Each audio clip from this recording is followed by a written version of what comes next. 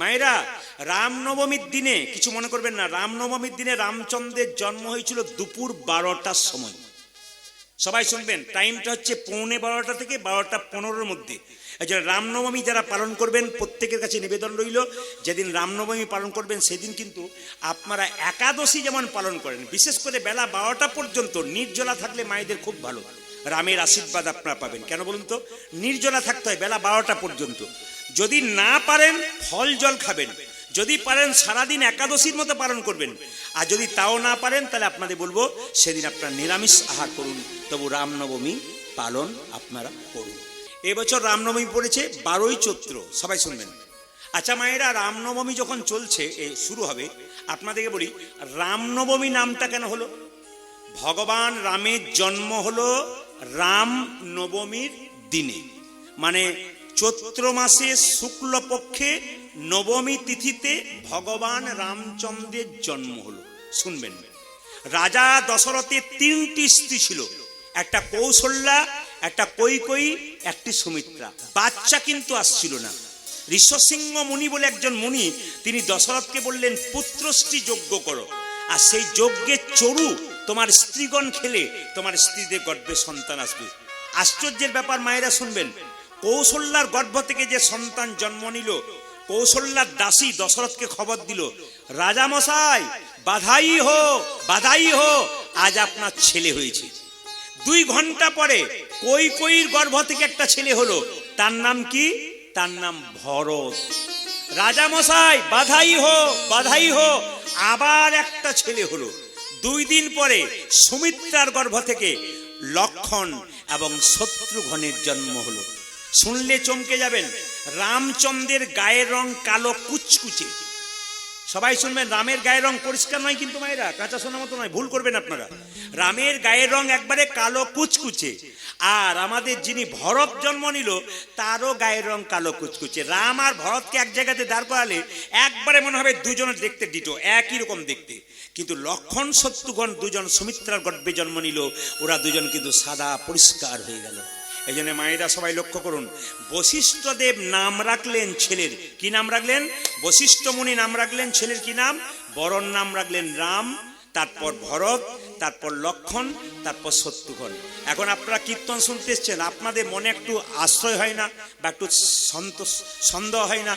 রামের পরে লক্ষণ বলি, তারপর ভরত শত্রুঘ্ন বলি, অ্যাকচুয়ালি কিন্তু রামের পরে জন্ম ভরতের। তাহলে ভরত মেজো ভাই না, কি বলছেন? মেজো ভাইকে বাদ দিয়ে 3 নম্বর ভাইকে বলা যায়, বড় পরে বলা যায়। তাহলে রাম ভরত লক্ষণ শত্রুঘ্ন অ্যাকচুয়ালি, কিন্তু আমরা কি বলি? রাম লক্ষণ ভরত শত্রুঘ্ন। তার কারণটা কি?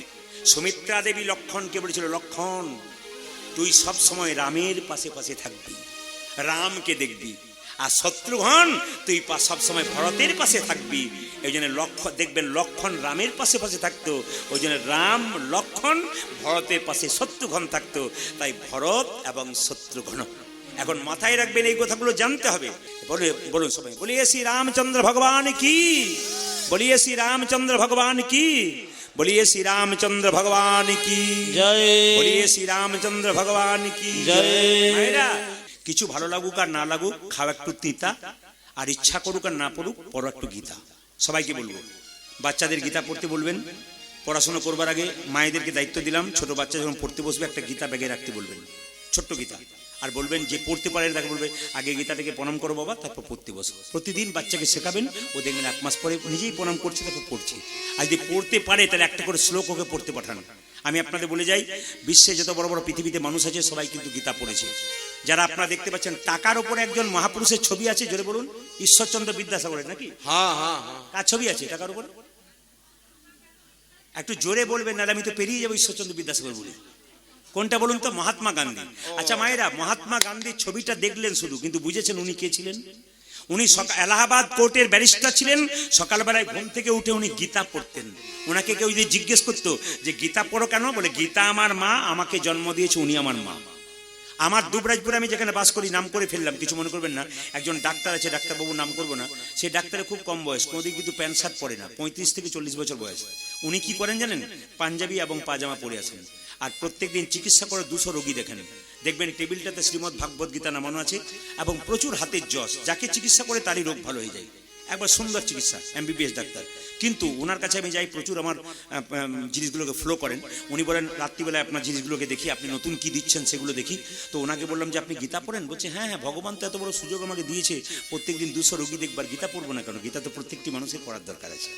এই জন্য বারবার বলবো, সবাই লক্ষ্য করুন, যিনি আমাদের মহাত্মা গান্ধী, তিনি গীতাটাকে হাতে নিয়ে বলতেন, মা তুমি আমাকে, গীতা মা তুমি আমাকে সম্পদ দিও না, তুমি আমাকে বিপদ দাও। কে বলতো? মহাত্মা গান্ধী বলতো। কি বলতো? তুমি আমাকে সম্পদ দিও না, বিপদ দাও। সম্পদ দিলে তোমাকে ভুলে যাব, আর বিপদ দিলে তোমাকে মনে রাখতে পারবো। পৃথিবীতে এমন কেউ বলতে পেরেছেন যে গোবিন্দকে যে আমাকে বিপদ দাও? কেউ মন্দিরে বলে না বিপদ দাও, খালি বলে সম্পদ দাও। মহাভারতে যদি যান তাহলে দেখতে পাবেন, কুরুক্ষেত্রের যুদ্ধের পর কৃষ্ণ যখন চলে যাচ্ছে, তখন কুন্তী বলেছিল, কৃষ্ণ তুই আমাকে আশীর্বাদ কর যেন আমি কৃষ্ণ বলে কাঁদতে পারি। বলে কেন? তুই আমাকে সম্পদ দিস না বাবা, বিপদ দিয়ে যেন আমি তোকে স্মরণ করতে পারি। সম্পদ দিলে তোকে ভুলে যাব, গাড়ি বাড়ি টাকা হলে তোকে ভুলে যাব, কিন্তু তুই যদি আমাকে বিপদ দিস আমি তোকে মনে রাখতে পারবো। এ কথা কে বলেছিল মায়েরা?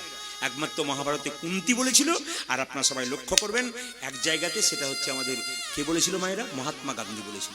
শুনলে চমকে যাবেন, পৃথিবীতে এত মানুষ মারা গেছে গুলি খেয়ে, কেউ ভগবানের নাম করতে করতে মরে নাই, মহাত্মা গান্ধী মরেছে। মহাত্মা গান্ধীর বুকে যখন নাথুরাম গডসে 2টো গুলি মেরেছিল, প্রথম গুলি মেরেছিল আর চিৎকার করে বলছে হারা, প্রথম গুলিতেই। আবার দ্বিতীয় গুলি হারা। এত বড় মহাপুরুষ যিনি গুলি খেয়ে ভগবানের নাম করেছিলেন, আর আমরা কি করলাম? আচ্ছা মায়েরা কিছু মনে করবেন না, একটু বাবারাও বলবেন, এক জায়গাতে গিয়ে লাল কাপড়ে একটা জিনিস ঢাকা থাকে, নিয়ে আমরা কি বলি বলুন তো? যাহা বলিব সত্য বলিব, সত্য ছাড়া মিথ্যা বলিব না। কোথায় কোথায় বলুন? আপনাদের মাঝে মাঝে যাওয়া আসা আছে নাকি? ওই জন্য বুঝতে পারলাম যে বলছে নাকি। যাহা বলিব বলেই গন্ডগোলে পড়েছেন। যাহা বলিব সত্য বলিব, সত্য ছাড়া মিথ্যা বলিব না। আচ্ছা মায়েরা, লাল কাপড়ে ঢাকা ওটা কি? গীতা? আপনাদের পাকা যাওয়া আছে একবারই, বুঝতে পেরেছি। আচ্ছা এক জায়গাতে জিজ্ঞেস করেছিলাম, মা লাল কাপড়ে ঢাকা ওটা কি? তখন ওই লোকটা বলেছিল যে যন্ত্রতন্ত্র কিছু একটা হবে বোধহয়, মনে কিছুই বোঝে না আর কি। দেখুন গীতায় হাত দিয়ে আমরা কথা দিই, যাহা বলিব সত্য বলিব, সত্য ছাড়া মিথ্যা বলিব না। হাত দেওয়ার পর থেকে দেখবেন ঝুরি ঝুরি মিথ্যা কথা বলতে শুরু করি। জোরে বলুন হ্যাঁ না? এই হচ্ছে সবচেয়ে আমাদের দুঃখের ব্যাপার। তাই যে যেখানে বসে আছেন আমি বারবার বলবো মায়েরা, গীতা পড়বেন, গীতাকে সম্মান রাখবেন। শ্রীমদ্ ভাগবত গীতা যার বাড়িতে আছে, স্বয়ং ভগবান তার বাড়িতে আছে। শ্রীমদ্ ভাগবত গীতা বাড়িতে রাখবেন, 2-4 পাতা পড়বেন, পড়তে না পারলে একটু করে আপনি চন্দন দেবেন, তুলসী পত্র দেবেন, মাঝে মাঝে পাতাটা উল্টে নেড়ে দেখবেন, প্রণাম করবেন, আপনার গোবিন্দ কিন্তু বাড়িতে থাকবে, শাস্ত্র বলছে। আর দাদা ভাইরা মায়েরা যেখানে যাবেন, বাচ্চার ব্যাগে একটা ছোট্ট গীতা দিয়ে দেবেন, 5 টাকা 2 টাকা 3 টাকা দামের গীতা পড়ে দেবেন। কেন? গীতা যদি সঙ্গে থাকে তবে তার বিপদ হবার চান্স কম থাকে। এই জন্য বারবার বলবো, আপনার গীতাকে সম্মান দিন, হিন্দু সনাতন ধর্মকে বাঁচান, নিজেকে গর্ব করে বলুন আমি হিন্দু। এই হিন্দু সনাতন ধর্মকে বাঁচাতে হবে আপনাদেরকে। প্রত্যেকটি ধর্মকে সম্মান দিন, কোনো ধর্মকে ছোট করবেন না। সব ধর্মই সমান, সব জায়গাতেই তিনি আছেন, কিন্তু নিজের ধর্মকে কেউ ছোট করবেন না, আর নিজের ধর্মের মানুষকে কেউ অপমান করবেন না। সাধুগুরু বৈষ্ণব দেখলে আপনি কিছু দিতে পারেন না পারেন, মাথা নিচু করে যাবেন, খারাপ কথা বলবার অধিকার আপনার নাই। উনি ওনার পথে চলছেন, উনি যদি খারাপ করছেন উনি বুঝবেন, আর উনি যদি ভালো করছেন উনি বুঝবেন। আপনার দেখার দরকার নাই, সম্মান দেওয়ার দায়িত্ব আপনার। আপনি যদি নিজের মানুষকে, ভক্তকে অসম্মান করবেন, অন্যান্য জাতিরা সুযোগ পেয়ে যাবে। এরা তো নিজের ধর্মের লোককেই সম্মান দেয় না, আমরা দেব করি। তাই বারবার বলবো, নিজের ধর্মের মানুষকে সম্মান দিন, অন্য ধর্মকে সম্মান দিন। আপনাদের নিবেদন, জোরে বলুন রাধা রানী কি, শ্যাম সুন্দর কি, মদন মোহন কি। আচ্ছা মায়েরা, যিনি জন্ম নিলেন তিনি কে বলুন তো? তিনি হচ্ছেন কামদেব মদন রঘুনন্দন রূপে জন্ম নিলেন। পদকর্তা বলছে কামদেব কেন জন্ম নিলেন? কামদেব মদনের 5টা বাণ ভগবানকে মারার চেষ্টা করেছিল। ভগবান বলল, কামদেব আমার দেওয়া বাণ তুই আমায় মারলি। সঙ্গে সঙ্গে ভগবান বলল যে কামদেব তুই যেহেতু আমার দেওয়া বাণ আমাকে মারলি, অভিশাপ দিলাম তোর মর্তকুলে জন্ম হোক। কামদেব কেঁদে কেঁদে বলল, অভিশাপ দিয়ে দিলে মর্তকুলে জন্ম হোক, আশীর্বাদ দাও যেন তোমার চরণ লাভ করতে পারি। ভগবান বলছে, তুই তো খুব চালাক রে, তুই যদি আমাকে নিয়ে যেতে চাস মর্তভূমিতে, আমি গোপীনাথ রূপে যাব শ্রীখণ্ডে, আর তুই রঘুনন্দন রূপে যাবি। একদিন তোর হাতে আমি নাড়ু প্রসাদ গ্রহণ করব। পাশের গ্রাম থেকে একজন ভদ্র একটা ছোট্ট ছেলে এসে বলল, কবিরাজ আমার বাবার খুব পেটে যন্ত্রণা, তুমি চলো চিকিৎসা করবে। যারা এখানে বাবা হয়েছেন মা হয়েছেন মন দিয়ে শুনবেন। ছোট্ট ছেলে জেনে বলেছে, কবিরাজ আমার বাবার খুব পেটে যন্ত্রণা, আমি পাশের গ্রাম থেকে এসেছি, আমার নাম গোপাল, আমার মা মরে গেছে ছোটবেলায়, আমার বাবা বেঁচে আছে, সে যদি চলে যায় আমার পৃথিবীতে কেউ থাকবে না, একবার চলো কবিরাজ, আমার বাবাকে তুমি চিকিৎসা করবে। মুকুন্দ সরকার ছেলেকে বললো তুই আজকে পুজোটা কর। ছেলে বললো বাবা মন্ত্র জানি না। যে মন্ত্রের দরকার হয় না বাবা, শুদ্ধ মন যদি থাকে তবে মন্ত্রের কোনো দরকার হয় না। সবাই তাকাবে না, কে বললো? মুকুন্দ সরকার। শুদ্ধ মন যার আছে তার মন্ত্রের দরকার হয় না, শুদ্ধ মনের দরকার আছে। এই যে কীর্তন শুনতে এসছেন, আপনাদের শুদ্ধ চিত্ত যার, শুদ্ধ মন যার, বয়স্ক বাবারা বসে আছেন, দেখুন অনেক বয়স হয়ে গেছে কিন্তু তবু কীর্তন আসলে বসেছে। কেন? রিভাবটা কমাবো। কেন? বসা অভ্যাসটা আছে বলে। শুনে নিন, আমি একটা কথা বলতে চাই, কীর্তন তো আপনারা শুনছেন, নিবেদন রইল, কৃষ্ণ পুজো করবেন কি না করবেন সেটা আপনার ব্যাপার, ধর্মরাজকে পুজো করবেন কি না করবেন সেটা আপনার ব্যাপার, কিন্তু প্রত্যেক জনের কাছে নিবেদন রইলাম, বাড়িতে দুটো বাবা মা বেঁচে আছে জীবন্ত, এদের দুজনকে আগে পুজো করো। হরি বল। এইদিকে এইদিকে, এই যে বয়স্ক বাবারা কীর্তন শুনতে এসছে, মায়েরা কীর্তন শুনতে এসছে, প্রত্যেকটি মাকে বলবো, প্রত্যেকটি ছেলেকে বলবো, বাড়িতে দুটো বাবা মা বেঁচে আছে, এই দুজনকে আগে পুজো করুন। এই দুজনকে যে সেবা করতে পারে, গোবিন্দকে ডাকতে হয় না, গোবিন্দ তার বাড়িতে উপস্থিত হয়। যারা এখানে কীর্তন শোনা যাদের অভ্যাস আছে একটু শুনবেন। মহারাষ্ট্রে একটা মন্দির আছে, বিঠল দেবের মন্দির, অ্যাকচুয়ালি নাম ইটল দেব। তো সেখানে পুণ্ডরিক বলে একজন ভক্ত ছিল পান্ডারপুর গ্রামে। তো কৃষ্ণ পুজো করতো না, গোবিন্দ পুজো করতো না, কোন দেবদেবীর পুজো করতো না। সারাদিন কাজ করার পর সন্ধ্যেবেলায় বাবা মায়ের চরণে তেল দিয়ে দিত। শুনবেন ভালো করে, ওখানে এত শব্দ কেন বাবা? আস্তে, একবারে শব্দ নয়। বাবা মায়ের চরণে তেল দিয়ে দিত সন্ধ্যেবেলায়। প্রতিদিন বাবা মায়ের চরণ সেবা করে বলে একদিন ভগবান শ্রীকৃষ্ণ ছুটে এসে বলছে, পুণ্ডরিক কে? আমি ভগবান, আমার দিকে তাকাও। পেছনে কৃষ্ণ দাঁড়িয়ে আছে।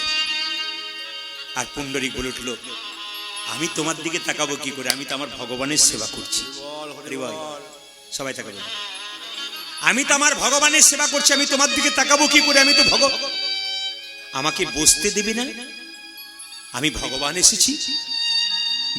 পুণ্ডরিক যে ইটের উপরে পাথরের উপরে বসছিল না, আমি বাবাকে সেবা করছিল, ওটা সরিয়ে দিয়ে বলল এইটাতে বসবো। ভগবান বসেই আছে। পুণ্ডরিক, বাবা মায়ের সেবা করছো, আমি যে দাঁড়িয়ে আছি আমার সেবা করবে না? পুণ্ডরিক বলল, আমার দুটো ভগবানের পুজো করছি, এদের পর যদি সময় থাকে তবে তোমার পুজো করবো, নইলে পুজো করবো না। ভগবান বললেন, পুণ্ডরিক, এই জগতে যে বাবা মায়ের সেবা করতে পারে তাকে আমার সেবার দরকার হয় না। আমি শাস্ত্রে সব জায়গায় বলেছি, প্রথম গুরু পিতা মাতা যার থেকে জন্ম পেলি সে যদি কেঁদে বেড়ায়, সে যদি খেতে না পায়, আর তুই যতই কৃষ্ণ বলে কাঁদ, তোর কোনো লাভ হবে না। মায়ের মতো আপন কেউ হয় না, বাবার মতো আপন কেউ হয়। শুনবেন ভালো করে, একটা মায়ের পেটে একটা বাচ্চা 10 মাস 10 দিন জায়গা হয়, সেই ছেড়ে বড় হয়ে কলকাতায় ফ্ল্যাট কেনে, আত্মীয় স্বজন সবার জায়গা হয়, কিন্তু মা বাবার জায়গা হয় না। কীর্তন শুনে কোনো লাভ হবে না যদি আসলে দেবী দেবীকে পুজো না করতে পারো। এদিকে মায়ের মতো আপন কেউ হয় না, বাবার মতো আপন কেউ হয় না। একটা বড় গাছ সে ফল দিতে পারে না কিন্তু ছায়া দেয়, বৃদ্ধ বাবা রোজগার দিতে পারে না কিন্তু ছেলেকে আশীর্বাদ এবং জ্ঞান দেয়। এই বাবা যতদিন বেঁচে থাকবে, বাবা হলো বাড়ির ছাদ, মা হলো খুঁটি। এই দুটো যেদিন চলে যাবে সেই দিন বুঝবে তোমার আপন বলতে পৃথিবীতে কেউ না। বীর সিংহ গ্রামে বলে গেলাম, যত কম বয়সী ছেলে আছো যদি কীর্তন শিক্ষার জিনিস হয়, ভালোবাসার জিনিস হয়, আগে বাবা মাকে সম্মান করো, তবে তোমার সমস্ত কর্ম সফল হবে। নইলে সাময়িক তুমি বড় লোক হবে, কিন্তু সুখ তোমার জীবনে কোনোদিন হবে না। মায়ের মতো আপন কে হয়? সবাই থাকবে। মা যখন বাচ্চাকে কোলে করে নিয়ে খাবার খায়, তখন বাচ্চা কোলেই পায়খানা করে দেয়, মা ওই অবস্থায় খায়। মায়ের কি তুলনা হয়? হ্যাঁ, একটা বাচ্চা মায়ের একটা স্তনে মুখ দিয়েছে, একটা স্তনে বারবার পা দিয়ে ধাক্কা দেয়, তবু মা সন্তানকে কোলে করে নিয়ে বসে থাকে। শীতের রাত্রিতে বাচ্চা মায়ের কোলে শুয়ে থাকে, কাঁথার মধ্যে প্রস্রাব করে দেয়, মা কাঁথা পাল্টে দেয়, আবার প্রস্রাব করে, আবার পাল্টে দেয়। শেষে কাঁথা না পেয়ে মা তার কাপড়টাতে শুয়ে দেয়। ছেলে যখন কাপড়টাতে প্রস্রাব করে ভিজে কাপড়টা নিজের গায়ে নিয়ে বাচ্চাকে বুকের গরম দিয়ে রাখে, এরই নাম মা। যদি এই মাকে তুমি কাঁদাও, তবে তোমার কৃষ্ণ ভজনা করে কোনো লাভ। কয়েকদিন আগে কলকাতার একটা জায়গাতে গান করছিলাম, একজন বৃদ্ধা বুড়ি, আমি যেখানে বাসা তার পাশেই বসে আছে। জিজ্ঞেস করলাম, মাসিমা আপনি বসে আছেন, আপনি খান কি? বলছে, ওই তো আমার দুটো ছেলে, ডান দিকে বড় ছেলে, মা দিকে মেজো ছোট ছেলে, দুটো ছেলে, তারা খেতে দেয় বাবা। বললাম, কতদিন করে দেয়? বলছে 30 দিনে মাস তো, ও 15 দিন দেয়, এ 15 দিন দেয়। বললাম, মাসিমা যেদিন 31 দিন হয় সেদিন কি হয়? যেদিন 31 দিন হয় সেদিন কি হয়? বলছে, যেদিন 31 দিন হয় সেদিন ওরা সবাই খায়, আমি হিসাবে পড়ি না। বলে, আমি সেদিন উপবাসী হয়েছে। কীর্তন শুনে কি লাভ আছে যদি মানুষ হতে না পারবে? কীর্তন শুনে কি লাভ আছে যদি বিবেক জন্ম না নিল?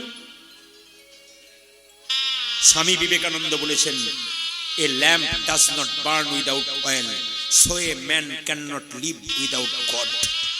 সুন্দর কথা বলেছে, একটা ল্যাম্প যেমন তেল ছাড়া জ্বলতে পারে না, একজন মানুষ সেরকম ভগবান ছাড়া বাঁচতে পারে না। ওই জন্য প্রত্যেকটি মাকে বলবো, যারা বাবারা কীর্তন শুনতেছেন, প্রদীপপাল একটা অনুরোধ রইল, বাড়ি বাড়ি ছেলে মেয়েদের কৃষ্ণ ভক্ত করুন। আপনার মেয়ে একটা ছেলের সঙ্গে রাস্তা দিয়ে ঘুরে বেড়াচ্ছে, আপনার আত্মীয় হচ্ছে, আপনি বন্ধ করুন, নইলে পরে ঠকবেন, গন্ডগোল কিন্তু হবে, পাক্কা জেনে রাখুন। যদি মনে করেন যে আমার মেয়ে অ্যাডাল্ট হয়েছে, আপনি ভুল করছেন, আপনি ঠকছেন। কিন্তু ছেলে মেয়েকে কৃষ্ণ ভক্ত করুন। মেয়ে যদি বাইরে যায়, ও যদি প্রত্যেক দিন কৃষ্ণ পুজো করে, খারাপ কাজ করবার আগে বিবেকটা ধাক্কা দেবে, আমি একজন কৃষ্ণ ভক্ত, আমার পথটা যেন ভালো। এরকম ছেলে মেয়ে তৈরি করুন। রাত্রি 12টার সময় ছেলে বাড়িতে ঢুকবে, আপনি তাকে কিছু বলবেন না, না, তবে আপনি বাবা মা হতে পারলেন না। আপনার সবার কাছে একটা নিবেদন রইল, এবছর দুর্গাপুজোর সময় আমি এক জায়গায় দুর্গাপুজো দেখতে গেলাম, চমকে যাবেন। 18-20 বছরের মেয়েরা, ছেলেরা সিগারেট খাচ্ছে, মদ খাচ্ছে, একে ওকে জড়িয়ে ধরছে অন্ধকারে প্যান্ডেলের আড়ালে। আমি তখন মনে মনে ভাবলাম, নির্লজ্জ বাবাগুলো, নির্লজ্জ মাগুলো রাত্রিবেলায় মেয়ে ছেলেগুলোকে ছেড়ে দিয়েছে, আর ওরা অন্যায় করে বেড়াচ্ছে। শেষে বলবে, হাই হাই আমার মেয়ে কোথায় চলে গেল। কেন দুঃখ করবেন? আপনি তো আপনার ছেলে মেয়েকে রাস্তা দিয়ে বের করে দিয়েছেন, আপনি ঠকবেন আপনার কর্মের জন্য।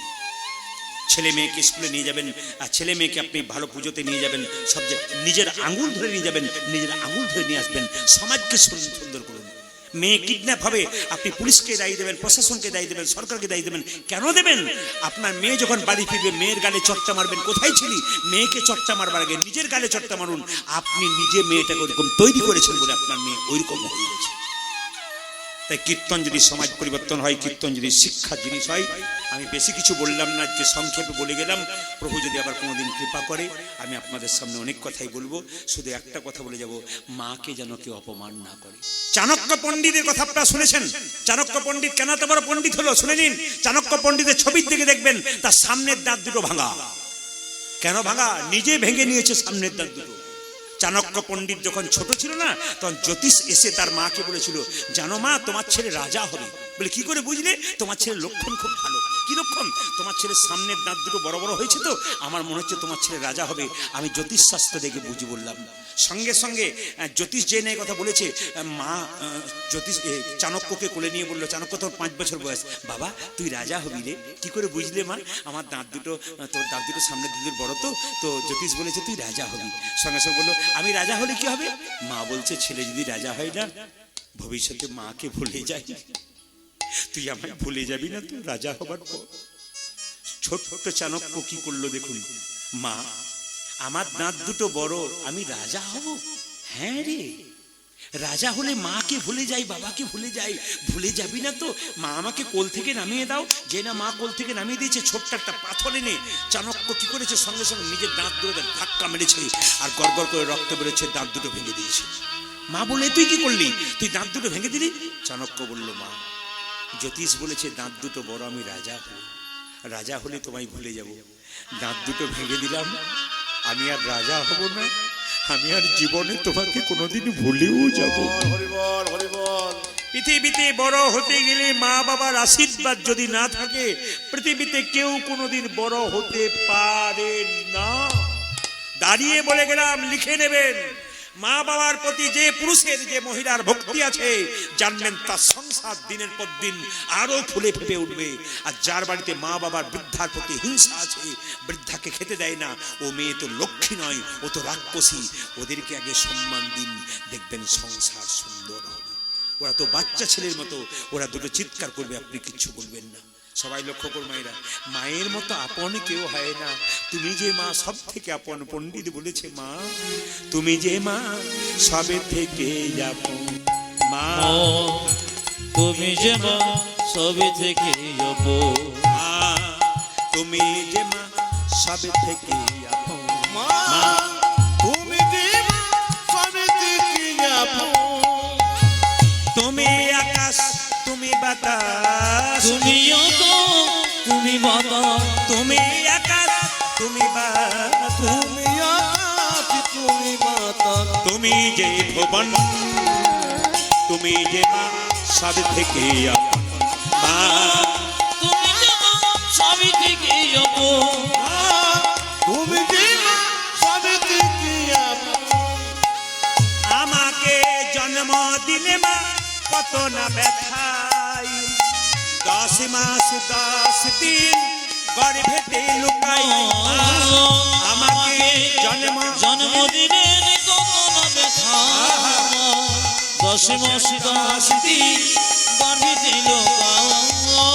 তোমারই কোলে শুয়ে কত না আদর খেয়ে, ওই মা তোমারই কোলে শুয়ে কত না আদর খেয়ে। করলে মা গো আমারই যতন। মা তুমি যে মা সব থেকে আপন। তুমি যে মা সবে থেকে আপন, তুমি যে মা সবে থেকে আপন, তুমি যে মা সবে থেকে আপন। আপনারা কীর্তন শুনছেন, কিছু মনে করবেন না। কীর্তন হচ্ছে একাঙ্ক নাটক। আমার গুরুজি বলছেন, যাত্রা যখন হয় 7-8টা ছেলে 3-4টা মেয়ে একসঙ্গে অভিনয় করে, তারপর যাত্রা হয়। তা আমি যখন প্রথম কীর্তন শিখেছিলাম শুনবেন, তখন আমার গুরুজি বলেছিলেন, যাত্রা নাটক করা অভ্যাস আছে তাহলে কীর্তন করতে পারবি। বললাম বুঝলাম না। বলছে যে যাত্রা নাটক করে তার ক্যাপাসিটি থাকে কথা বলবার, মানুষকে আকৃষ্ট করা, তুই যদি পারিস তবে হবে। ক্লাস 5 থেকে আমাদের গ্রামে, আপনাদের যেমন কালকে যাত্রা হয়েছে, ক্লাস 5 থেকে আমার যাত্রা করা অভ্যাস। আমার বাবা করতেন, আমি করতাম, আমাদের গ্রামের যে করতো, খুব ছোট থেকে আমার যাত্রা করা অভ্যাস। বহুদিন পর্যন্ত, শেষ জীবন আমি যত যাত্রা করেছি প্রত্যেকটি অভিনয় আমি ভিলেনের করেছি, প্রত্যেকটি জায়গাতে। প্রতিটি অভিনয় ভিলেনের। হয়তো আমাকে ভাবতে পারে না যে এই মানুষটা ভিলেন করবে, কিন্তু আমি ভিলেনের চরিত্র অভিনয় করতাম। তো প্রচুর ওখানে যত পাশাপাশি গ্রামের লোক আসতেন, অনেকে আসতেন কেন দেখবার জন্যে, ওনাকে একবার দেখবো, ওনার অভিনয়টা দেখবো। এই জন্য বারবার নিবেদন হলো, কীর্তন শিখতে গেলে তাকে কিছু অভিনয় জানা দরকার আছে। এই জন্য কীর্তন যে আপনারা শুনছেন মন দিয়ে আপনারা শুনবেন। আমি তো বীরভূম জেলার মানুষ, কীর্তন শিখেছি বলে অন্যান্য জেলার অনেকে কিন্তু প্রথম খুব বিরোধিতা করেছিল, বিশেষ করে কীর্তনিয়াগণ। নানা রকম উল্টো পাল্টা করে চেষ্টা করেছিল ফেলাবার, দেখবেন আপনারা যারা ফেসবুকে দেখবেন। কিন্তু বীরভূমের যত কীর্তনিয়া আছে, বীরভূমের যত মেয়ে কীর্তনিয়া, ছেলে কীর্তনিয়া বা বীরভূমের মানুষরা সবাই এক বাক্যে প্রতিবাদ করেছে যে আমাদের বীরভূমে একটা ছেলে এত উঁচু জায়গাতে উঠে গেছে, তার জন্য অনেকেই অন্যায় করার চেষ্টা করছে। প্রতিবাদ করেছে বহুজন প্রতিবাদ করেছে সেই সময়। এতে আমার গর্ব যে বীরভূমের মানুষ আমাকে ভালোবাসেন খুব, এই জন্যে যে আমি বীরভূমের মানুষ বলি। অনেকজন কীর্তনিয়া যারা বীরভূমে আছে তারা বলেছে, হ্যাঁ কলকাতার কীর্তনিয়ার আগে আমাদের এখানে প্রচুর বাজার করতো। এখন আপনারা শুনলে চমকে যাবেন, আমি কলকাতা থেকে 365 দিনের মধ্যে 300 দিন গান করি। তার মানে কলকাতা থেকে 100 দিন গান করি। কলকাতাতে বছরে আমি 100 দিন গান করি। এই জন্য অনেক কীর্তনে ওখানে আছে, এ কেন বীরভূম থেকে এসে এখানে ঢুকে গেল রে বাবা। এই জন্য কিন্তু অনেকের রাগ অভিমান প্রথম প্রথম খুব ছিল, এখন সব চুপ হয়ে গেছে, কারণ জানতে পেরে গেছে আর ঠেকানো যাবে না। সব আপনাদের আশীর্বাদ, সাধুগুরু আশীর্বাদ, ভক্তিমতী মায়েদের আশীর্বাদ, যদি আপনাদের আশীর্বাদ থাকে, ভালোবাসা থাকে, তাহলে মহাপ্রভুর গুণকীর্তন সবাইকে শোনাতে পারবো। জোরে বলুন, রাধা রানী কি, শ্যাম সুন্দর কি, মদন মোহন কি। তার স্ত্রী বলে উঠলো, কই গো মায়েরা, স্ত্রী বলে উঠলো, স্বামী যেদিন থেকে তুমি চলে গেছো সেই দিন থেকে আমার হাতগুলো জ্বালা করে, আমার পা গুলো জ্বালা করে, এ কি আমার হলো গো স্বামী, এ কি আমার হলো, আমার সর্বাঙ্গ যেন জ্বলে যায়, সর্বাঙ্গ যেন জ্বলে জ্বলে অহংকার। এখন লক্ষ্য করুন, মুকুন্দ সরকার বাড়ি ফিরে এলো মায়েরা, আর যখন তার প্রচন্ড অহংকার হয়ে গেল, কারণ বলতো আমি চিকিৎসা করি, আমি সমাজ চিকিৎসা করি। ভগবান বলে, দাদা তোকে দেখাচ্ছি মজা, তোর স্ত্রীর শরীরে এমন রোগ দেবো তুই ধরতে পারবি না। স্ত্রীকে বলছে, কি হলো গো তোমার, দেখি দেখি দেখি দেখি তোমার জিভ দেখি, দেখি তোমার চোখ দেখি, দেখি তোমার পা দেখি, আমি সারা বাংলার চিকিৎসা করছি, তোমার রোগ ধরতে পারবো না। যেই না সবকিছু দেখালো, চোখ দেখালো, জিভ দেখালো, হাত দেখালো, পা দেখালো, একই আমি সারা বাংলার চিকিৎসা করলাম, আমার স্ত্রী রোগ ধরতে পারলাম না। রাত্রিবেলায় মহাপ্রভু মন্দিরে গিয়ে আছাড় খেয়ে পড়লো মুকুন্দ, বলে দা বলে দা বলে দা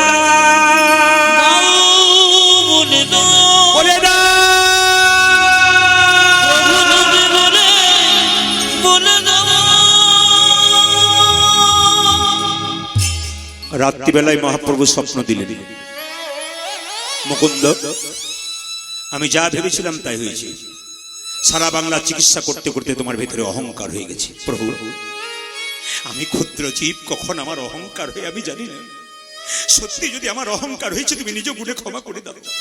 মহাপ্রভু কি করলেন, চিবানো পান মুকুন্দ সরকারকে দিলেন, এই চিবানো পানটা তোমার স্ত্রীকে দিয়ে দাও, রোগ তো ভালো হবে, নতুন লক্ষণ প্রকাশ পাবে, তোমার স্ত্রীর গর্ভে আসবে সন্তান, সেই সন্তানের নাম হবে ভক্ত রঘুনন্দন। আজকে যে রঘুনন্দনের প্রসাদ আপনারা পাবেন, চিবানো পান থেকে জন্ম। আপনারা যারা পান খান অপরাধের নয়, কিন্তু এখানে তাকাবেন, পান কিন্তু নেশার জিনিস নয়। পান যারা খান, মহাপ্রভু পান খেত, কিন্তু আপনারা পান খেতে পারেন, কিন্তু শুনেন মহাপ্রভু সন্ন্যাসের পর আর পান খায় নাই বাবা। কিন্তু পান যারা খান, যদি চুন সুপারি খান পারা যায়, আর বিভিন্ন মশলা খেলে কিন্তু ওটা নেশাযুক্ত হয়ে যায়। পান কিন্তু খুব হজমের ক্ষেত্রে ভালো, পান মহাপ্রভু খেতেন। চিবানো পানটা মহাপ্রভু নিয়ে এসে যেই না তার স্ত্রীকে দিয়েছে, অমনি সঙ্গে সঙ্গে তার স্ত্রী কি করেছে দেখুন, স্ত্রী যেই না চিবানো পানটা খেয়েছে, আশ্চর্যের ব্যাপার, তার গর্ভে এসেছে সন্তান। আর সেই সন্তানটা জন্ম নিল কোন দিন, সরস্বতী পুজোর দিন। কিবার মা, কিবার বৃহস্পতিবার দিন। সবাই মাথায় কাপড়টা নিন, রঘুনন্দনের জন্ম হচ্ছে একসঙ্গে। আহা হেন কালে হে জন্মিল শ্রী রঘুনন্দন, আহা হেন কালে জন্মিল শ্রী রঘুনন্দন, হেন কালে হে জন্মিল শ্রী রঘুনন্দন, হেন কালে জন্মিল শ্রী রঘুনন্দন, মুকুন্দ দাসেরি তাহা আনন্দিত মন, আজ মুকুন্দ দাসের তাহা আনন্দিত মন, মুকুন্দ দাসেরি তাহা আনন্দিত মন, উকাজি মুকুন্দ দাসে তাহা আনন্দিত মন, যে আনন্দ ধরে না, আনন্দ ধরে না, আনন্দ ধরে না, আনন্দ ধরে না, মুকুন্দ দাসের মনে আনন্দ ধরে না, মুকুন্দ দাসের মনে আনন্দ ধরে না, মুকুন্দ দাসের মনে পুত্রের বদন হেরে, মুকুন্দ দাসের মনে পুত্রবদন হেরে, মুকুন্দ দাসের মনে পুত্রবদন হেরে, মুকুন্দ দাসের মনে পুত্রবদন হেরে, মুকুন্দ দাসের মনে পুত্রবদন হেরে আনন্দ ধরে না, মুকুন্দ দাসের আজ আনন্দিত মুকুন্দ দাসে আজি আনন্দিত মন। আচ্ছা বাবারা বলবেন না, মায়েরা বলুন, বাচ্চা জন্ম নিলে মুখে আপনারা কি দেন? নিম পাতা, নিম পাতা, মধু দেন? আচ্ছা বাবা কিছু মনে করবেন না, যে মায়েরা বলে যে মধু দেয়, আচ্ছা মধু কেন দেন আমি বুঝতে পারছি, মিষ্টি মিষ্টি কথা বলবে বলে। আপনার ছেলে বড় হয়ে মিষ্টি মিষ্টি কথা বলে? বাবারে দুই চার বছর গিয়ে দেখবেন কি বলে আর কি বলে মায়েরা, মিষ্টি মিষ্টি কথা বলে? আপনার ছেলে মিষ্টি মিষ্টি কথা বলে? আচ্ছা শুনে রাখুন, মধু কিন্তু ওই জন্য দেওয়া যায় না, এই দেখাবেন বলছে বাচ্চা জন্মের পরে মধু দেয় কেন না, বাচ্চার জন্ম নিয়ে মায়ের দুগ্ধ পান করতে পারে না, কান্নাকাটি করে, যাতে বাচ্চার কান্না বন্ধ হয় তার জন্য মধু দেয়। যারা বইপত্র পড়েন বইটার নাম বলে দেবো, মিলিয়ে নেবেন। বইটার নাম হচ্ছে হিন্দু ধর্ম কি এবং কেন। বইটার লেখক হচ্ছে লোকনাথ কবিরাজ। তাতে পরিষ্কার করে লেখা আছে যে বাচ্চার জন্মের পরে বাচ্চার মুখে মধু দিতে নেই। কখন দিতে হয়? বলছে 1 মাস পর আতুর ঘর থেকে স্নান করিয়ে মন্দিরে শুয়াতে হয়। শোয়ানোর পর তার মুখে মধু দিয়ে বলতে হয়, হে প্রভু আমার ছেলে যেন মিষ্টি মিষ্টি কথা বলে। শিখতে পারলেন নাকি? সেদিন তো মধু দেবেন কেন বলুন তো? বাচ্চার কান্না বন্ধ করার জন্য। কিন্তু অ্যাকচুয়ালি মধু দেবার নিয়ম কোন দিন? যখন বাচ্চাকে আতুর ঘরে নিয়ে যাবেন, 1 মাস পর স্নান করিয়ে মন্দিরে শুয়ে দেবেন, তারপর একটু মধু দিয়ে বলবেন, প্রভু আমার ছেলে যেন মিষ্টি মিষ্টি কথা বলে। আর দ্বিতীয় নিয়মটা শুনে রাখুন, লোকনাথ কবিরাজ একটা সুন্দর কথা বললেন। বলছে বাচ্চার যেদিন মুখে ভাত, সেদিন যদি আপনি পরমান্ন দেবার আগে মধু দিয়ে বলতে পারেন, প্রভু যেন মিষ্টি মিষ্টি কথা। আপনার কয়জন বলেছেন? একজনও বলেন না। এরপর থেকে বলে দেখবেন, যেহেতু শাস্ত্রের কথা মেলে কিনা দেখবেন। মায়েরা মধু কেনার তো পয়সা নেই, আর যদি বা পয়সা আছে সরস্বতী পূজা দোকান বন্ধ হয়ে গেছে, তাই বলে আমি মধু দেবো না। কি দেবো? 2 কানে শোনাইল মধুর হরিনা, 2 কানে শোনাইল মধুর হরিনাম, 2 কানে শোনাইল মধুর হরিনা, আজ 2 কানে শোনাইল মধুর হরিনাম, হরিনামে শোনা, হরিনামে শোনালো, হরিনামে ও শোনালো, মধুর হরিনামে শোনালো, সারে কথা শোনার আগে হরিনামে শোনালো, সংসারী কথা শোনার আগে হরিনামে শোনালো, সারে কথা শোনার আগে নাম ময়দা হলো, সংসারী কথা শোনার আগে নাম মহিলা হলো, কথা শোনার আগে নাম মহিলা হলো, সংসারী কথা শোনার আগে নাম মহিলা হলো, সংসারী কথা শোনার আগে নাম মহিলা হলো, হরিনামে শোনালো, 2 কানে শোনাইল মধুর হরিনাম, 2 কানে শোনাইল মধুর হরিনাম। আচ্ছা, সরস্বতী পুজোর দিনে ছেলে হলে আমরা কি বলি বলুন তো? মা ইঞ্জিনিয়ার হোক, ডাক্তার হোক, মাস্টার হোক, তারপর পয়সা পাতি রোজগার করে কলকাতায় ফ্ল্যাট কিনুক, মা বাবাকে বৃদ্ধাশ্রমে রাখুক। বলেন না আপনারা? আপনারা বলেন না? বলেন না বোধহয় কি? আমাদের দিকে বলে কি বাচ্চা যেন মাস্টার হয়, বাচ্চা যেন ডাক্তার হয়। কিন্তু কি উনি কি বললেন? মা আশীর্বাদে করো, আশীর্বাদে করো মা, আশীর্বাদে করো মা। আশীর্বাদ করো মা, তো সরকার ছেলেদের কি চাইলো? যেন ভাগবতে পড়তে পারে, আশীর্বাদে করো মা। ভাগবতে পড়তে পারে, আশীর্বাদে করো মা, ভাগবতে পড়তে পারে, আশীর্বাদে করো মা। ভাগবত পড়তে পারে, আশীর্বাদ করো মা, সংকীর্তনে গাইতে পারে, আশীর্বাদে করো মা। নাম সংকীর্তন গাইতে পারে, আশীর্বাদে করো মা, সংকীর্তনে গাইতে পারে, হরি হরি হরি, যেন ভাগবতে পড়তে পারে, হরি হরি হরি বলে, সংকীর্তন গাইতে পারে, হরি হরি হরি বলে, ভাগবতে পড়তে আজ পারে, হরি হরি হরি নাম সংকীর্তন গাইতে আজ পারে, হরি হরি হরি বলে, আশীর্বাদ করো মা, 2 কানে শোনাইল মধুর হরিনাম, যাকে 2 কানে শোনাইল মধুর হরিনাম। রঘুনন্দন তো জন্ম নিল, কিছু মনে করবে না। ছেলের নাম রঘুনন্দন রাখলো। আপনার বীর সিংহতে আমি এলাম, যে বাড়িতে বাসা, তিনি তো এখানকার কর্মীদের মধ্যে একজন, এবং তিনি আমাদের, তার স্ত্রী আমাদের এলাকার মানুষ। তো যাক, আপনারা সবাই আমাদের এলাকার মানুষ। আমার এই সামনেই কিন্তু শ্বশুরালয় আছেন, সেটা হচ্ছে আমার আপনার রাঘাইপুর জানেন, ও পাশে খুবিরপুর জানেন, ওখানে আমার শ্বশুর বাড়ি। সে তো আমার এলাকা। আজ ওখান থেকে অনেকে আসার কথা ছিল, বিশেষ কারণে ওনারা আসতে পারলেন না, কারণ ওনারা চান্স পান না, সব জায়গাতে চান্স হয় না। আসলে বীরভূমের একমাত্র সাঁইথিয়া এলাকাটাতে আমি কয়েকটা গান দিতে পারি, আর আমাদের ওই এলাকাতে 2-4টা দিতে পারি। বাকি কিন্তু বছরে অন্যান্য জেলা প্রচুর গানের চাপ দেয় বলে অন্য জেলায় চলে যাই। বীরভূমে কম দিতে পারি বলে বীরভূমে মানুষের অনেকের রাগ হয়, অভিমান হয়। অভিমানের কোনো ব্যাপার নেই, ব্যাপারটা হয়ে যায় কি বলুন তো? আসলে অন্যান্য জেলার মানুষ 1 বছর আগে বুকিং করে। যেমন আপনারা শুনলে চমকে যাবেন। দেখুন, আজকে আমার কাছে যারা বসছিলেন 2-4 জন, তারা দেখতে পেয়েছেন এই বছর এখনো এই দোল পূর্ণিমা পেরিল, আগালো দোল পূর্ণিমা, এখন থেকে বুকিং করছে, এখন থেকে। তার মানে কি আগামী চৈত্র বৈশাখ, এই চৈত্র নয় কিন্তু, এখনো চৈত্র ঢোকেনি, পরের চৈত্রের জন্য 22 জনে রেডি। তার মানে কি যারা দেখবেন দক্ষিণ 24 পরগনা, উত্তর 24 পরগনা, তারপর আপনার হাওড়া, হুগলি, উত্তর দিনাজপুর, দক্ষিণ দিনাজপুর, সুন্দরবন, এরা কিন্তু খুব পাকা লোক। এরা কিন্তু যাকে টার্গেট করবে তাকে কিন্তু 1 বছর আগে টার্গেট করবে। আর আমাদের কি হয়, এই সারা বছরে সব মিটিং মিছিল হয়ে গেল, তারপরে সিদ্ধান্ত নিলে জনকে করবে। যখন আমাদেরকে করতে গেল তখন দেখলো ডেট একবারে বুকিং হয়ে বসে আছে। এনারা গত বছর আমাকে চেষ্টা করেছিলেন, কিন্তু এনারা পার নাই। তা আমার ধর্মরাজের কৃপায়, প্রভু কৃপায়, আপনাদের চরণে আশীর্বাদে এবছর এখানে আসতে পারলাম। আপনাদের কাছে নিবেদন রইল, একটা ছোট্ট কথা বলে যাই। প্রত্যেক জায়গায় কীর্তন করতে যাই, আপনারাও কীর্তন শুনছেন, তবে ইউটিউবে আমাকে আপনারা 5-6 বছর ধরে দেখছেন। আমি কি এর আগে কীর্তন করিনি? ঝাড়খণ্ডে প্রচুর জায়গায় কীর্তন করতাম মা। তো কীর্তন করতে করতে যে নামের কথা বললাম, ছেলে মেয়েদের নাম রাখবেন কি সিরিয়ালের নাম রেখে নাম রাখবেন না, কিন্তু এমন নাম রাখবেন যেন নামটা বললে ভক্তি আসে। যেমন মেয়ের নাম যদি বলেন বিষ্ণুপ্রিয়া, এদিকে আই মা একটু খেয়ে নে, তাহলে যখন মেয়ের নাম বিষ্ণুপ্রিয়া রাখবেন। কি সুন্দর ডাকবেন বলুন তো, এই বিষ্ণুপ্রিয়া এদিকে আয়, নামটা কত সুন্দর বলুন তো।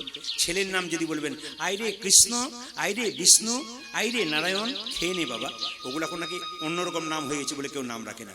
এখন যত ছোট ছোট নাম হয় তার চেষ্টা করে। তবে বলে রাখি আপনারা, ঝাড়খণ্ডে একটা জায়গাতে আমি গান করতাম, তো গান করতে করতে দেখতে পেতাম প্রতি বছর একজন ব্যক্তি সামনে কীর্তন শুনতেন, প্রণাম করতেন। আমি শেষে বলতাম, দাদা আপনার স্ত্রী নাই, আপনি কীর্তন শোন, আপনার স্ত্রী আসতে পারে না? উনি বলেন, দাদা আমার স্ত্রী খুব অভিমান। বলে কেন? ছেলে মেয়েও হয় নাই, আপনি একটু আশীর্বাদ করুন যেন ছেলে মেয়ে হয়। আমার দেখুন দাদা, কিছু মনে করবেন না, আমি তার ভগবান নই, তবে আপনার ঘর ভেঙেছে, দরখাস্ত তো আপনি করবেন, আমি কেন করতে যাব? উনি বলছেন, না আপনারা বললে কিছু হয়। আমি এখন মাথায় হাত দিয়ে বলে ফেলেছি, আপনার ছেলে মেয়ে কিছু হোক, আপনি বাবা হন, আপনার স্ত্রী মা হোক। কথাটা আন্দাজে লেগেও গেছে। 1 বছর পর একটা ছেলে হয়ে গেছে, আর হয়েছে, আর কীর্তন শুনতেছে, কীর্তনের শেষে বলছে, প্রদীপ বাবু নাম কিন্তু আপনাকেই রাখতে হবে। আমি বললাম, নাম রাখতে হবে? সবাই তাকান, নাম রাখতে হবে? তোমার ছেলে কোন দিন জন্ম নিয়েছে, তিথি নক্ষত্রগুলো বলো, সবকিছু বললো। শেষে বললাম, তোমার ছেলের নাম রাখলাম দিগম্বর। বলছে, দারুণ নাম রেখেছেন দাদা, দারুণ। এইবার লক্ষ্য করুন, বছর 3 ওইদিকে যায়নি, পাশের গ্রামে গান করতে গেছি, ভদ্রলোক কীর্তন শুনতে এসছে। কীর্তন যখন শেষ হয়ে গেছে তখন বললাম, দাদা এসেছেন? বলে, হ্যাঁ, এবছর আর একটি হয়েছে। হয় না তোমার আবার লাইন দিয়েছে যে। লক্ষ্য করুন, উনি বলছেন এবছর হয়েছে। বলছে, আপনাকে কিন্তু নাম রাখতে হবে। আমি দেখো, আমি তার নাম জানি না, তবে শোনো, তোমার নাম যখন বলছো ছেলে, তুমি তিথি নক্ষত্র বলো, নাম রেখে দেবো। সবকিছু বললো, শেষে বললাম, তোমার ছেলের এবার নাম হলো কৃষ্ণ দাস। এরা যেমন বলছে চলবে না, ভদ্র বলছে না, ওটা চলবে না। বলে কেন? ম্যাচিং চাই। ম্যাচিং মানে বুঝেছেন কিছু? কীর্তনে যে কি রস আছে, সারা রাত্রি শেষ হয়ে যাবে তো বুঝবেন না। যাত্রাতে 8টা লোক বসে থাকবে, আর কীর্তনে দেখবেন শেষ পর্যন্ত সবগুলো বসে থাকবে। কেন বলুন তো? রস ঢালতে হবে। রস ঢাললে সব নিতাই। আপনার তো কয়েকজন ব্যক্তি বসে আছেন, কত লোক হবে এখানে? যে 20,000 25,000 লোক বসে থাকে, থই থই করে স্থিরভাবে বসে থাকে। যারা দেখেছে তারা দেখ, যেমন হাওড়া জেলা আটচারাতে গান করেছি, এখানে কোনো একজন আত্মীয় এসেছেন। উনি আমাকে বললেন, কে এসছেন এখানে? উনি কিন্তু এসছেন, ওনার আত্মীয় বললেন যে আমাদের ওখানে 35,000 লোক। আমি তো কদিন আগে গিয়েছিলাম, 30-35,000 লোক, এক গিজ গিজ গিজ গিজ গিজ গিজ করছে লোকে লোকে। তো সবাই লক্ষ্য করুন যে যেখানে বসে আছেন, যারা জানে তারা জানে, আপনাদের কাছে নিবেদন রইল। এবার আমি বললাম যে তাহলে তোমার ম্যাচিং নাম রাখতে হবে। তাহলে বললাম, দিগম্বর নাম রেখেছি, এবার তোমার ছেলের নাম রাখলাম নটম্বর। দারুণ লিখেছে। বলছে, দারুণ নাম রেখেছেন দাদা।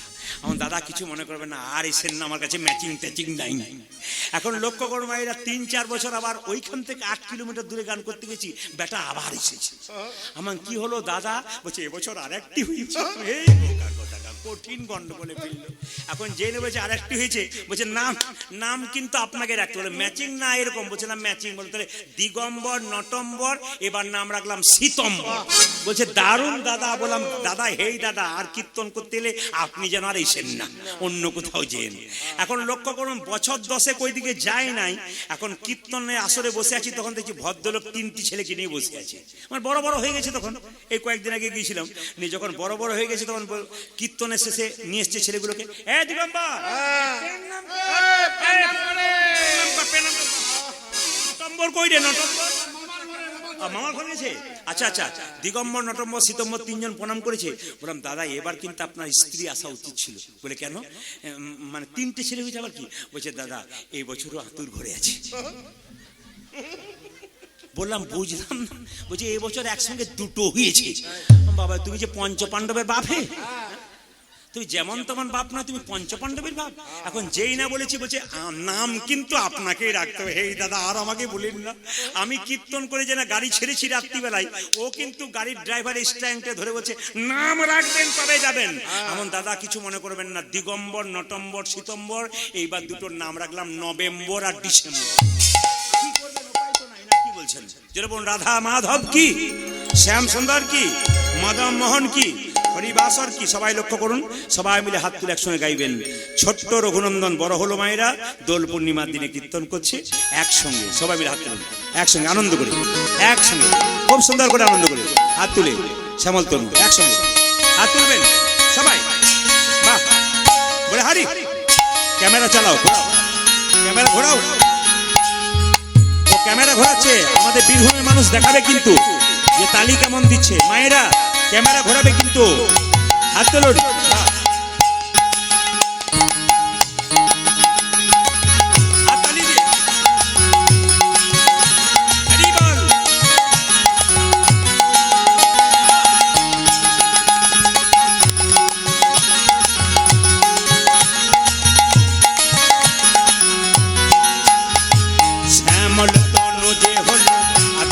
লাল আবিরেতে লাল হোলি খেলেছে আমার ব্রজের গোপাল। শ্যামল তনু যে হলো আবিরেতে লাল আবিরেতে লাল হোলি খেলেছে আমার ব্রজের গোপাল। শ্যামল তনু যে হলো আবিরেতে লাল আবিরেতে লাল হোলি খেলিছে আমার ব্রজের গোপাল। সাথে লইয়ে শ্রীরাম সুদাম যত না রাখাল। সাথী লইয়ে সাথী লইয়ে সাথী লইয়ে শ্রীরাম সুদাম যতন রাখো। সাথে লইয়ে সাথে লইয়ে সাথে লইয়ে হ্যাঁ সাথে লইয়ে শ্রীরাম সুদাম যত না রাখাল। সাথে লয়ে সাথে লয়ে সাথে লয়ে সীতাম সুদাম যত না রাখাল। হোলি খেলেছে আমার ব্রজের গোপাল। শ্যামল তনু যে হলো আবিরেতে লাল আবিরেতে লাল হোলি খেলেছে আমার ব্রজের গোপাল। শ্যামল তনু যে হলো আবিরে লাল আবিরে লাল হোলি খেলেছে আমার ব্রজের গোপাল। শ্যামল তনু যে হলো আবিরেতে লাল আবিরেতে লাল হোলি খেলিছে আমার ব্রজের গোপাল। ওরে রাধারে রং দেবে বলে ধরিল পিচকারি ধরিল পিচকারি লাল রঙে রাগাইল নীল রঙে শাড়ি। আজি রাধারে রাধারে রাধারে রঙে মনে ধরেল পিচকারি ধরেল পিচকারি লাল রঙে রাগাইল নীল রঙেশ্বরে। ওরে রাধারে রং দেবে বলে ধরিল পিচকারি লাল রঙে রাগাইল নীল রঙে শাড়ি। রাধারে রং রাধারে রং রাধারে রং দেবে বলে ধরিল পিচকারি ধরিল পিচকারি লাল রঙে জাগাইল নীল রঙে শাড়ি। রাধা বলে রং দিও না দোহাই নন্দলাল।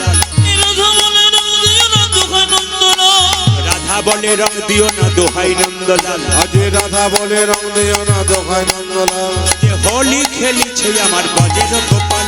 শ্যামল তনু যে হলো আবিরেতে লাল আবিরেতে লাল হোলি খেলেছে আমার ব্রজের গোপাল।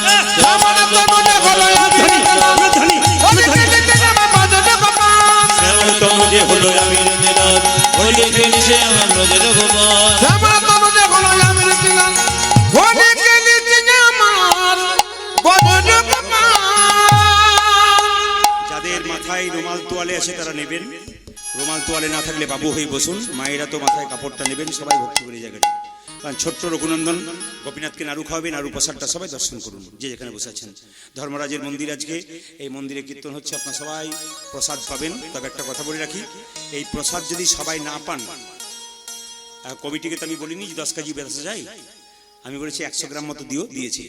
কিন্তু আপনারা লক্ষ্য করবেন, যদি কেউ না পান অসুবিধা কিছু নেই, বৃহস্পতিবার দিন 1 কেজি বাতাসা কিনে হরিলুট দিয়ে দেবেন, ওইটাই কৌটোতে রাখবেন, ওইটাই খাওয়াবেন একটা একটা করে। এটা যে দিতে হবে তার কোনো কথা নেই, সবাই শুধু দর্শন করুন, এতেই লাভ হবে। মায়েরা, মালদা জেলায় কয়েকদিন আগে গান করেছিলাম, একজন মা তার ডান হাত দিয়ে গোবিন্দ সেবা করছে, বৈষ্ণব সেবা করছে, বাঁ হাত দিয়ে নিজে খাচ্ছে। তো ওনাকে জিজ্ঞেস করলাম, মা আপনি ডান হাতটাতে গোবিন্দ সেবা করছেন, ভক্ত সেবা করছেন, পুজো করছেন, বাঁ হাতে খাচ্ছেন কেন? ডান হাতে তো সব করছেন। উনি একটা দামি কথা বললেন, বলছে বাবা আমার 7টা ছেলে মরে যাবার পর একটা ছেলে হয়েছে, ওই ছেলেটাকে গোবিন্দের কাছে প্রার্থনা করেছিলাম, প্রভু যদি ছেলেটা আমার বেঁচে থাকে, ভালো থাকে, সুস্থ থাকে, আমি ডান হাতটা তোমাকে চিরকালের জন্য দিয়ে দিলাম। সাধুগুরু বৈষ্ণবের আর গোবিন্দের সেবা ডান হাতে করবো, আর বাঁ হাতে নিজে খাবো। একজন মা যদি সারা জীবন তার ডান হাতটা তার ছেলের জন্য গোবিন্দকে দিতে পারে, আপনারা এতক্ষণ ধরে কীর্তন শুনছেন, আপনাদের সন্তানের মঙ্গল তো আপনারা অবশ্যই কামনা করতে পারেন এই লীলাটির মাধ্যমে। সবাই লক্ষ্য করুন, ছোট্ট রঘুনন্দন আস্তে আস্তে বড় হলো, আর বাবা পুজো করছে, রঘুনন্দন দেখছে। মামা অন্তরা মন্দিরে মন্দিরে সবাই দেখান, ছোট্ট রঘুকে বলছে, রঘু আজকে তুই পুজোটা কর। মামা অন্তরা মন্দিরে তুমি জাগো জাগো জগো মদন কৃষ্ণ গোপাল গোপাল মদন কৃষ্ণ গোপাল। মা অন্তর মন্দিরে জগো জগো আরে মদন কৃষ্ণ গোপাল গোপাল মদন কৃষ্ণ গোপাল। অন্তর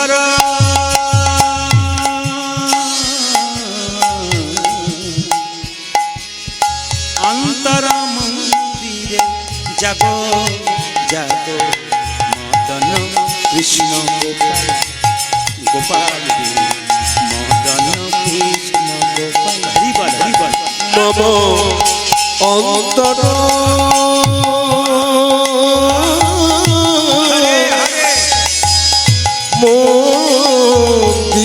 মন্দিরে বাবা জাগো জাগো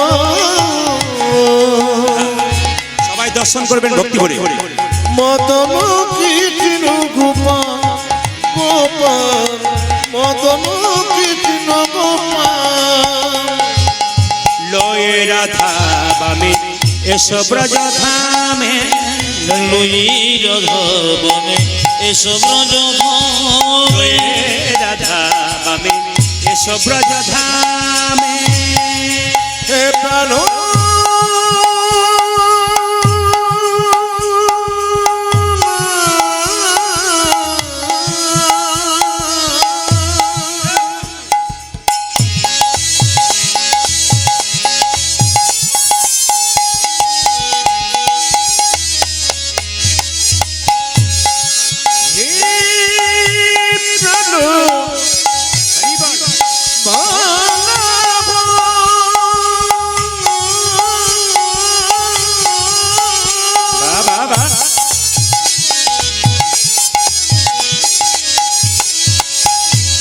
বাবা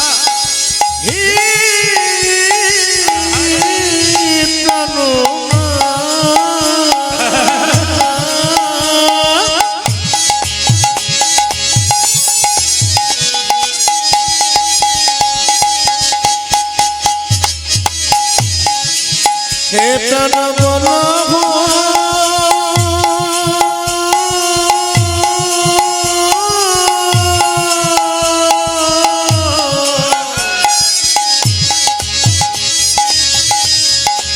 হে প্রাণ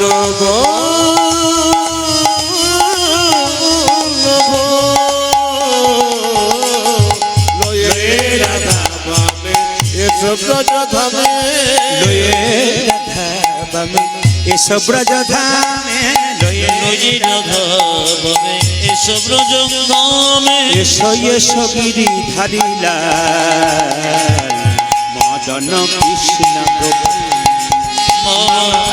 অন্তর মদন কৃষ্ণ গোপাল গোপাল মদন কৃষ্ণ গোপাল মদন কৃষ্ণ গোপাল কবিরাজ এখানে বসে আছেন, আমি বলবো বারবার 5টা মিনিট মাথায় কাপড়টা নিয়ে একবার দর্শন করুন। ছোট্ট রঘু বললো বাবা তো বলেছে পুজো করতে, ছোট্ট রঘু মন্দিরে ঢুকে বলেছে ওগো গোপীনাথ, বাবা তো তোমাকে সুন্দর করে তুলসী পত্র দেয়, সুন্দর করে চন্দন দেয়, আমার কাছে চন্দন কেনার পয়সা নেই, তবে ভক্তি চন্দন তোমাকে দেব। আমার কাছে তুলসী পত্র নেই, মন তুলসী দেব। গঙ্গা জল আমার কাছে নাই, আমি চোখের জল দিয়ে তোমায় সেবা করব। ছোট্ট রঘু পুজো করছে ওগো গোপীনাথ ঘনশ্যাম। বাবা বলে গেছে ভক্ত প্রহ্লাদ হাতে ভগবান খেয়েছে, তোর হাতও খাবে। ওর বিশ্বাস জন্মে গেছে, ও মন্দিরে ঢুকে বলছে ওগো গোপীনাথ ঘনশ্যাম।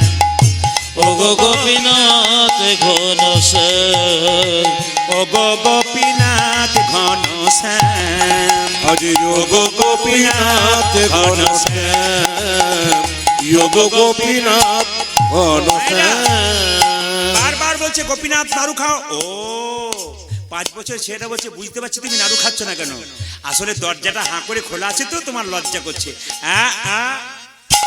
দরজা বন্ধ করে দিলাম, এবার নাড়ু খাও। ও তোমার হাতের বাঁশিতে অসুবিধা হচ্ছে, আচ্ছা বাবা বাঁশিটাকে কেড়ে নিলাম। তোমার মাথার চূড়াতে অসুবিধা হচ্ছে, মাথার চূড়াটাকেও খুলে নিলাম, এবার তুমি নাড়ু খাও। বারবার বলছে গোপীনাথ নাড়ু খাও নাড়ু খাও, যখন পাথরে গোপীনাথ নাড়ু খাচ্ছে না। ছোট্ট রঘুনন্দন বলছে হ্যাঁ গো গোপীনাথ, তুমি নাকি ভক্ত প্রহ্লাদের হাতে খেয়েছো, ধুবির হাতে খেয়েছো, আমার হাতে খাচ্ছ না। বাবা এসে যখন জিজ্ঞেস করবে তুমি আমার হাতে নাড়ু খাওনি, বাবা তখন আমাকে বকাবো কি করবে। ছোট্ট রঘুনন্দন পাথরে গোপীনাথের পায়ে মাথা ঢুকছে, গোপীনাথ গোপীনাথ গোপীনাথ। রক্ত আর চোখের জলে মন্দির ভেসে যাচ্ছে। পাথরের গোপীনাথ মনে মনে ভাবছে রঘুরে, আমি যদি তোর হাতে একটা নাড়ু না খাই, লোকে আমাকে সোনার থালায় রূপোর থালায় পায়েস দেয়, কিন্তু তুই আমাকে চোখের জল আর রক্ত দিয়ে আমার চরণ ধুইয়া দিলি। আমি যে গীতাতে প্রতিজ্ঞা করেছি, পত্রং পুষ্পং ফলং তয়ং যৌমি ভক্তা ব্রজচ্ছতি তদহম উপরিতমাস্মানি প্রতাত্মম। যে আমায় যেমন ভাবে ভালোবাসে আমি তাকে তেমন ভাবে ভালোবাসি রে রঘু। যেই না বলেছে পাথরের গোপীনাথ বলো তুই নাড়ু দে নাড়ু দে, পাথরের গোপীনাথ পেছন থেকে হাত বাড়িয়ে বলো রঘুনন্দন নাড়ু দে রঘুনন্দন নারদে রঘুনন্দন নাড়ু দে রঘুনন্দন নারদে গোপীনাথ নাড়ু খাও গোপীনাথ নারদ গোপীনাথ নাড়ু খাও। গোপীনাথ নাড়ু খায়। আজকে পাথরের গোপীনাথ সব নাড়ু খেয়ে নিচ্ছে। রঘু বলছে হ্যাঁ গো, তুমি বাবার হাতে এত নাড়ু খাচ্ছ না, আমার হাতে এত নাড়ু খাচ্ছ কেন? পাথরের গোপীনাথ বলছে সবাই আমায় ডাকে রে রঘু, তোর মতো এমন করি চোখের জলে ভেসে কেউ ডাকে আমায় চোখের চোখে জলে ভিসি কেউ ডাকে না। চোখের জলে ভেসে কেউ ডাকে ওই না। এমন চোখের জলে ভেসে কেউ ডাকে না। মন্তে তন্তে সবাই ডাকে, চোখের জলে ভেসে কেউ ডাকে না। আমায় মন্ত্রী তন্ত্রে সবাই এমন চোখের জলে ভেসে কেউ ডাকে না। উজানে মন্ত্রী তন্ত্রী সবাই ডাকে। চোখে জলে ভেসে কেউ ডাকে না। মন্ত্রী তন্ত্রী সবাই ডাকে। এই চোখে জলে ভেসে কেউ ডাকে না। এমন চোখের জলে ভেসে কেউ ডাকে না। যেই না তার বাবা ছুটে এসে চিকিৎসা করে বাড়ির দরজাটা খুলেছে, অমনি দিকে পাথরে গোপীনাথের হাতে অর্ধেকটা নাড়ু আছে। ছোট্ট রঘুকে তার বাবা বলছে হ্যাঁ রে, আমি দেখছি গোপীনাথের হাতে নাড়ু, কিন্তু পাথরের দেখতে পাচ্ছি অর্ধেকটা দেখতে পাচ্ছি। রঘু বলছে না না বাবা, আমি আসল নাড়ু দেখতে পাচ্ছি। রঘু কেঁদে কেঁদে গোপীনাথকে বলছে হ্যাঁ গো গোপীনাথ, বাবা দেখতে পাচ্ছে পাথরের নাড়ু, আমি কেন আসল নাড়ু দেখতে পাচ্ছি? গোপীনাথ আকাশবাণী করে বলল রঘুরে, এই জগতে মানুষের যখন জন্ম হয় দুটো চোখ হয়, গুরুদেবের কাছে মন্ত্র নেওয়ার একটা চোখ হয়, ওই চোখটার নাম জ্ঞান চক্ষু। তোর যে জ্ঞান চক্ষুর উদয় হয়েছে তোর বাবার এখনো হয় নাই। তুই যদি তোর হাতটা তোর বাবার মাথায় দিস, দেখতে পাবে আমি নাড়ু খাচ্ছি। শাস্ত্রে সব জায়গাতে লেখা আছে পিতার পুণ্যে পুত্রের উদয় হয়, কিন্তু আজকে দেখাবো পুত্রের পুণ্যে পিতার উদয় হয়, পুত্র যদি কৃষ্ণ ভক্ত হয়। ছোট্ট ছেলে রঘু তার বাবার মাথায় হাত দিয়েছে, আর কি দেখলো? অদ্যপি খণ্ডপুরে অর্ধনাড়ু আছে করে, অদ্যপি খণ্ডপুরে অধনারে আছে করে, অদ্যপি খণ্ডপুরে অর্ধনাড়ু আছে করে, অদ্যপি খণ্ডপুরে অতনারও আছে করে। যত ভক্তগণ জনে জনে, দেখে যত ভক্তগণ জনে জনে, দেখে যত ভক্তগণ জনে জনে, দেখে যত ভক্তগণ জনে জনে। বজের মদন যেই শিরগুনন্দন সে, ব্রজের মদন যে শিরগুণন্দন সে, বজের মদন যেই শিরগুনন্দন সে, ব্রজর মদন চির গুণলন সে।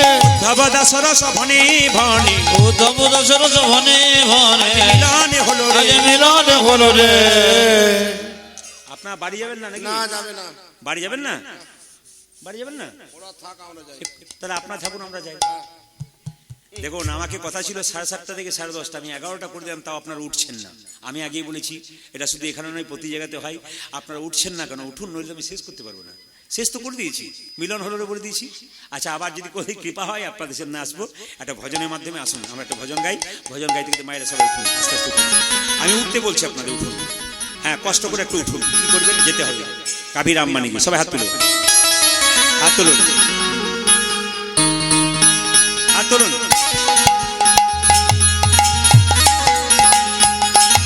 সবাই মিলে বাহ, হরি বল।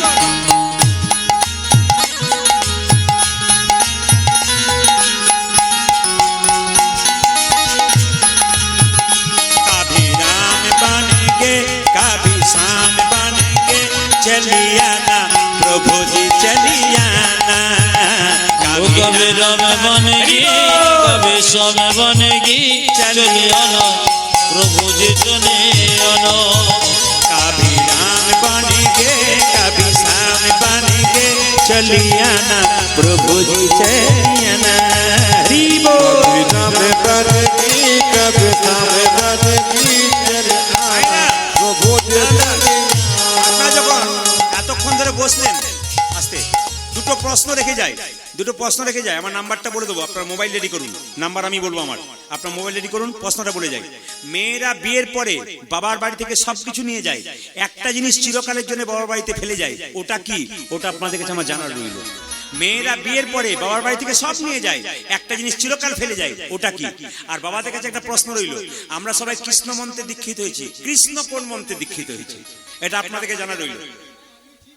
হ্যাঁ, এটা টিভিতে দিয়েছি, আবার এখানে দিলাম, আমার নাম্বারটা দিচ্ছিস। আচ্ছা, উত্তরটা দিয়ে দেবো? আচ্ছা বেশ, আমি বলে দিই, ক্যামেরাটা বন্ধ করো, বলে দিই। হ্যাঁ এই রে, এখন তো তিনটে, এত প্রশ্ন উত্তর দিলে তো হবে না। এখন ভেতরে ভেতরে যদি কারো, শুনে নিন, আমি নাম্বারটা দিই, একটা উত্তর আজকে বলে দেবো। বাবা যখন এসছেন একটা উত্তর দেবো আজকে, একটা দেবো, তিনটে প্রশ্ন নয়, দুটো প্রশ্ন করে যাই। আমি কি বললাম? আচ্ছা দিদি, মেয়েদেরটা দেবো না, ওদের ভেতরে একটু একটু গুড় করুক, বুঝতে পারছেন তো? ওরা একটু আনন্দে থাকুক, মানে ওদের মধ্যে একটা আলোচনা হোক, এটা ভালো জিনিস। হ্যাঁ, ক্যামেরাটা বন্ধ করে দাও, নাহলে কিন্তু উত্তরটা চলে যাবে।